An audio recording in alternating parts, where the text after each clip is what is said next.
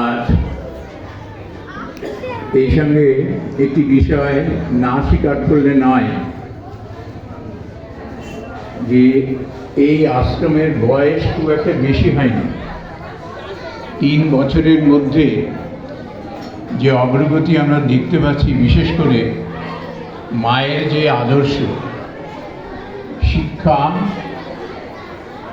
অন্নসংস্থান এবং বাসস্থান, তাকে কেন্দ্র করে যেভাবে ধীরে ধীরে এগিয়ে চলেছে এই নবাশ্রম আশ্রমটি,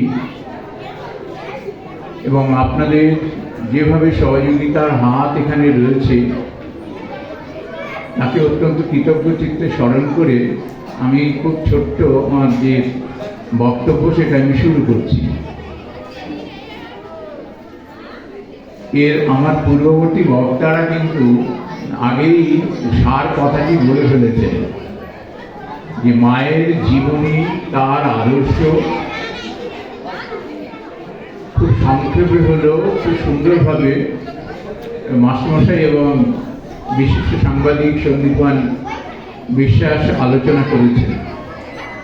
কিন্তু এখন প্রশ্ন হলো, এই যে মায়ের আমরা আদর্শের কথা বলছি, জীবনের কথা বলছি, কিন্তু এগুলো যদি নিজেদের জীবনে যদি আমরা ঠিক মতো অনুসরণ নাই বা করলাম, তাহলে পরে কিন্তু তাকে স্মরণ, মনন, নিদিধ্যাসন করা সবই বৃথা হয়ে যায়।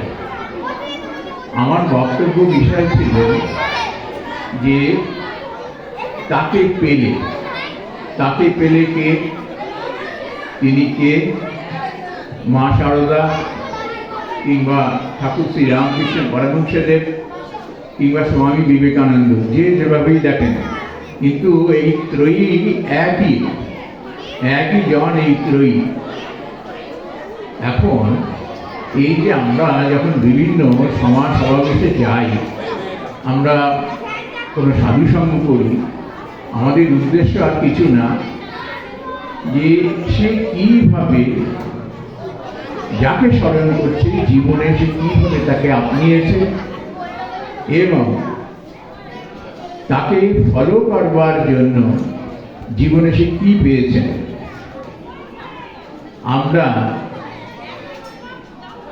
এমনই একটা মায়ার জগতে বাস করি যে কখন যে আমাদের মধ্যে অহংকার চলে আসে, কখন ঔদ্ধত্য চলে আসে, আর এইটি আমাদের চলার পথে সে মস্ত বড় বাধার কারণ হয়ে দাঁড়ায়। আমরা কিছু দূর এগিয়ে যাওয়ার পরে আমরা থেমে যাই, ক্লান্ত হয়ে যাই, নিজেদের উপরে বিশ্বাস হারিয়ে ফেলি। আর সমস্ত মহাপুরুষরা একই কথা বলেছেন, যখন তুমি নিজের উপর বিশ্বাস হারিয়ে ফেলবে, তখন তুমি কীভাবে ঈশ্বরকে বিশ্বাস করবে। এখন এই যে ইচ্ছে সাধন করে, সাধ্য সাধনা করে ভগবানের পাদপদ্মে আশ্রয় নেওয়া বা তার যে প্রয়াস করা, এ কিন্তু যেমনই দুরূহ তেমনই কষ্টসাধ্য।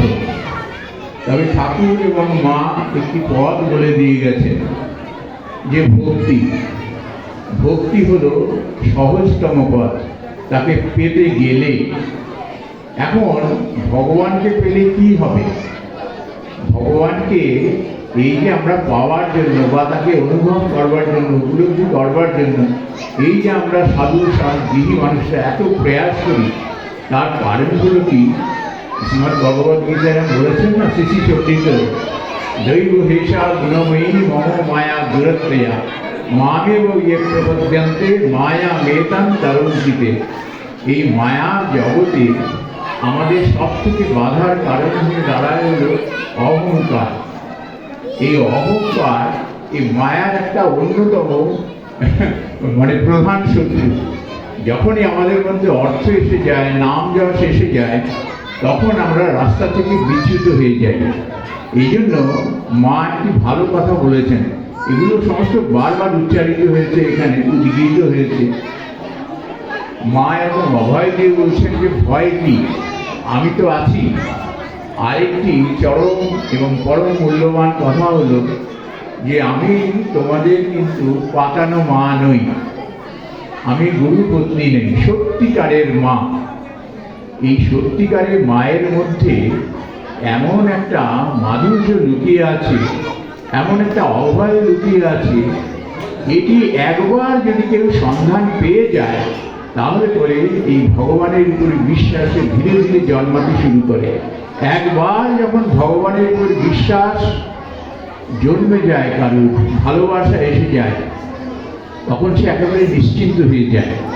সে দায়ে যাবে কি বায়ে যাবে, কার সঙ্গে কীভাবে কথা বলবে। আজ সকাল হলে পরে যে নানা রকম প্রতিকূল অবস্থা আসছে, কি অনুকূল অবস্থা আসছে, সেগুলো কীভাবে সে তার সঙ্গে লড়বেন। তো এগুলো তখন কিন্তু একে একে যেন ওই নাটক করবার আগে যেমন একটা স্ক্রিপ্ট রচনা হয়ে যায় না, আমরা সেই স্ক্রিপ্টের মধ্য দিয়ে চলতে থাকি, এটিও ঠিক তাই।